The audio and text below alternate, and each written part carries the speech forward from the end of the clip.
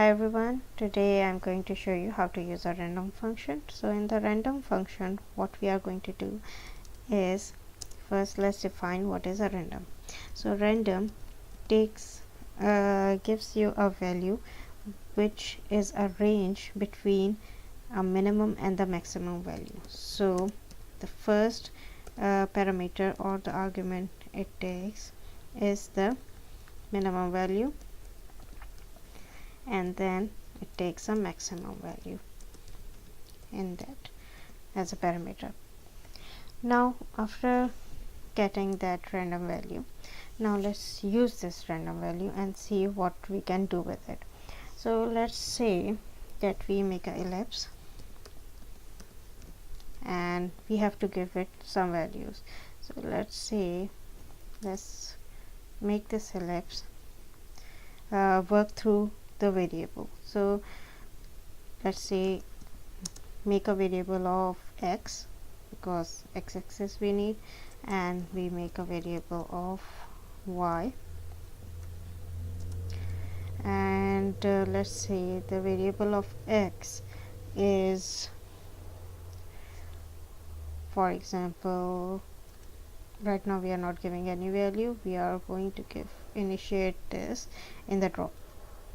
So we will say that x is equals to mouse x and y is equals to mouse y.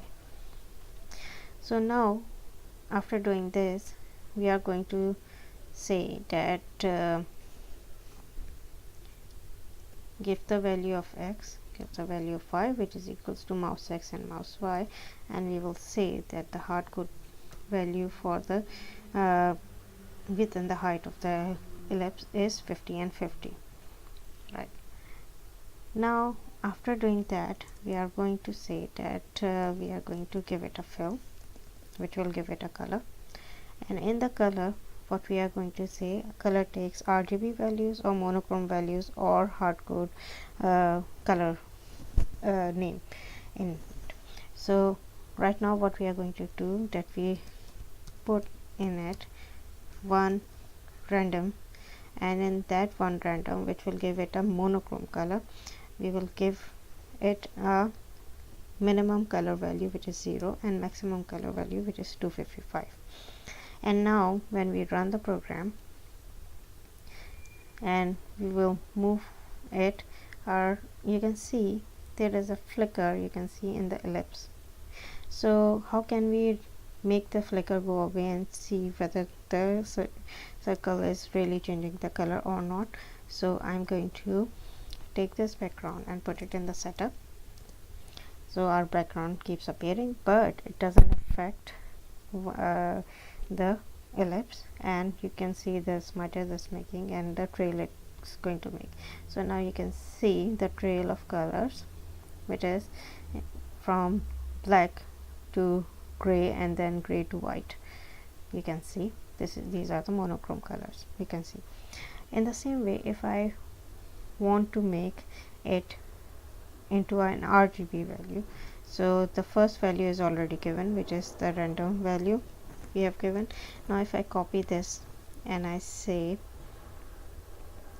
that I'm going to give this as a R value is already present, G value, and then I'm going to give it as a B value as well, and now I'm going to run the program. Now you can see the circles are appearing as different colors. So you can see the random colors are appearing by using the random function. Now depending on the, if we change this random function like this, and then we will see we get a different pattern of colors as well. It's all about what you experiment with it. Now let's try putting this random value, instead of in the fill, it's already present in the fill. Now let's try it in the x and the y.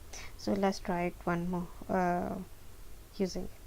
So let's say that instead of mouse x, I'm going to say let's that the x got a random value which is from 0 to width.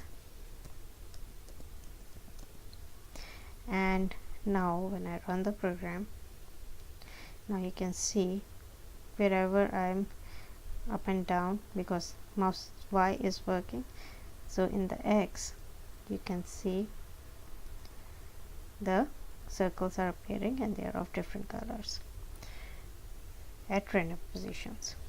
Now if I do the same with the Y as well, and I will say that it also from 0 to height. When I say 0 to height, that means from the 0 position of the canvas to the whole of the height of the canvas, which is 400 right now. So when I do this and I click the play button, now you can see it has started appearing all over the screen all by itself without me moving anything. Now X and Y is coming as random, but we didn't try the width and the height, so it should also change when we do anything like that. So let's do that as well. So let's try, and let's say that instead of this 50/50 hardcode value, let's make another variable of d for diameter of it, and let's say don't give it any value here. Let's initiate here and say that d is equals to random, and say that I want an ellipse of 10 minimum value and 50 maximum value, and I will replace this 50/50 with d and a d. Now when I run this program, you can see I can see the dots. Some are small, very small circles, and I can see very big circles as well, right? In the same way, if I just want to make one of the variables more than the others, and I say I will put it just in the width, not in the height, and I will give a hardcode value in the height but a random value in the width. So let's see what will happen then. Now you can see sometimes you get a circle and sometimes you get ellipses appearing at a different values. Now if I do it the other way around, you can see the same thing happening in that. So instead of 50 here, if I remove this and I say it's a d here and 50 in the width, now you can see it's appearing in the width as 50 and height is d. So now after doing this, what else we can do? So we can put the whole thing in the stroke as well. So if I'm doing a fill and I'm saying that just I'm copying this whole thing and I'm going to paste it here, and instead of fill I'm going to write a stroke,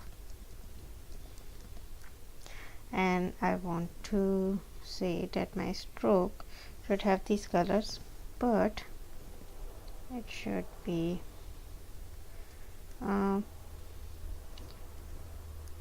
the fill should be a little bit lighter than this one. So when I run this program, when I run this, as you can see, if I do this and I run my program, so now I get circles which are lighter in color because of the alpha added to it. The more alpha you give, the more lighter it gets. So if I give alpha of 50, now you get more lighter color it's getting. But if I give it 150, you'll see glossy effect is coming. Now the colors are appearing, and but they are not very dark, but they are not very, and they are appearing at different positions as well. So this is how you use a random function to make the things appear.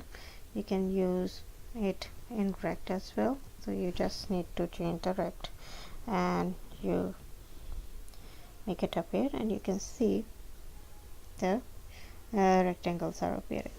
In the same way, if you want it with the line, so line will also be appearing in the same way, like that, on your screen. It all depends what you are doing with that. If I say that yes, we can do one more random thing, which is the stroke weight. Let's see what will happen with that. And I'm going to say that the stroke weight got a random value of from 1 to 5. And now when I run the program, so I forgot to put another bracket.